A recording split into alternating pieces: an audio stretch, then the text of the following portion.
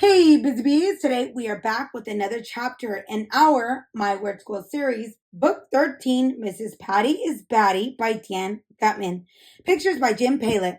So we last left off where, I believe it was chapter 5, where Mrs. Patty had talked about the Halloween monster. Let's see if we find out. Chapter 6, Giant Bananas and Two-Headed Astronauts. This was the first Halloween that me and Michael and Ryan were allowed to go trick-or-treating without our parents. We went home to drop off our backpacks and get pillowcases to hold all the candy. Then we met up again at Michael's house. Let's go, Ryan said. If I don't eat a Twizzler in about 5 minutes, I'm gonna die.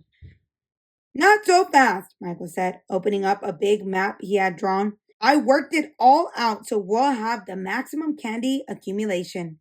Wow, big words. Michael should be in the gifted and talented program. Me and Ryan looked at Michael's map. Michael doesn't like to just walk up and down the street collecting candy like a normal kid. He always plans a careful route so he can go to all the houses that have good candy and not waste any time at the houses where people turn off their lights and pretend they're not at home. Michael is weird. I would say Michael's pretty smart.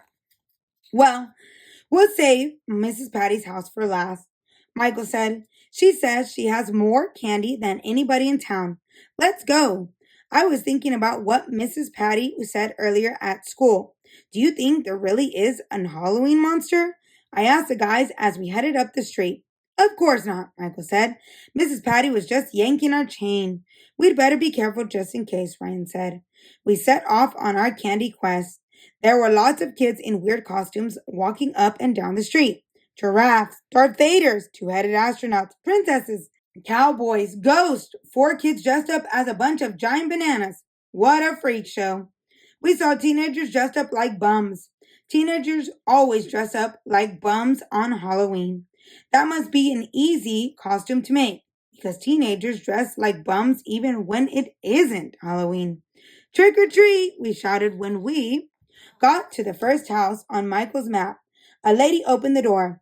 Ooh, you boys are scary, she said, even though she totally didn't look scared at all. What are you supposed to be? We're a zombie football player, a zombie hockey player, and a killer zombie penguin, Michael said. From outer space, I added. You can each have a piece of candy, the lady said, holding a bucket out for us. Can we take 2? I asked, grabbing a Milky Way. Well, okay. Can we take 4? I asked, grabbing a Butterfinger.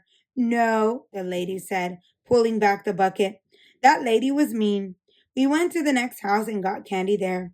Then we went to the house around the corner and got candy there. Before we went to the next house, each of us took a piece of candy out of our pillowcase and ate it.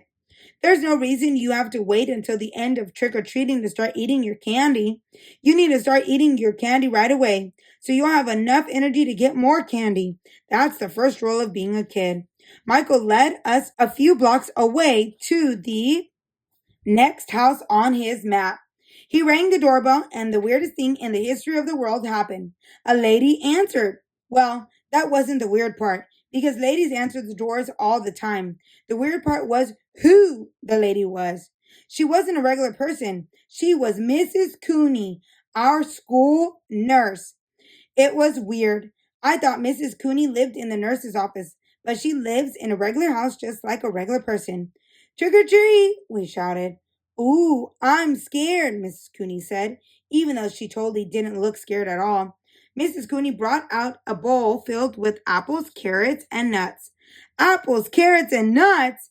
Who gives out apples, carrots, and nuts for Halloween? That's health food. You can each take one, Mrs. Cooney said. Do we have to? I asked. Don't you have any candy? Asked Michael. Candy isn't good for you, said Mrs. Cooney. It rots your teeth. I'd rather have rotten teeth than no candy, I said, but we each took a bag of nuts anyway because that was the closest thing to candy, and we didn't want to hurt Mrs. Cooney's feelings. She doesn't know the first thing about Halloween. You're not supposed to give out healthy food. Mrs. Cooney is loony. Luckily, most people gave us candy. But at one house, a man gave each of us a quarter instead. He said he ran out of candy. Getting a quarter is almost as good as getting candy because you can use it to buy candy. We had been trick or treating for some time when we walked past a spooky graveyard. That reminded me of the Halloween monster again. Nothing scares me. I would fight a bear. I would fight a lion. I would fight an elephant. Well, I don't think elephants fight. If one of them did, I would beat it up. But I really didn't want to see the Halloween monster. It was starting to get a little dark and scary out. Hey, if you guys get chopped up by the Halloween monster, I asked Ryan and Michael, can I have your candy? There's no such thing as a Halloween monster, dumbhead, Michael insisted. But just in case, we made a deal. If one of us was chopped up by the Halloween monster and the other two survived, they would split the dead kid's candy. And if two of us were chopped up, the kid who lived would get all the candy. Oh my goodness. I wondered if Ryan and Michael were secretly hoping that I would get chopped up by the Halloween monster so they could split my candy. I figured they were probably thinking that because I was secretly hoping that they would get chopped up by the Halloween monster so I could keep all their candy. It really didn't matter because each of us was filling our pillowcases with about 1,100,000 tons of candy. Mine was getting heavy. It would have been hard to eat all that candy in one night, but my mom tells me I can accomplish anything if I put my mind to it. I'd better eat some more of this candy, I said, reaching into my pillowcase. It's getting too heavy to carry. You'll still be carrying it, Michael said. It will be just in your stomach, but it weighs less in your... I never got the chance to finish my sentence because at that very moment, the most terrifying thing in the history of the world happened. A horrible creature jumped out from behind a wall right in front of us.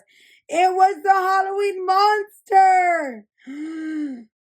Darn! And that is the end of our chapter. We're not going to learn who it is until chapter 7. Oh my goodness!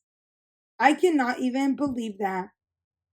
And that is the end of our chapter for today. If you like this video, give it a like. And if you'd like to follow along for more adventures, hit that subscribe button. And I will see you on the next one.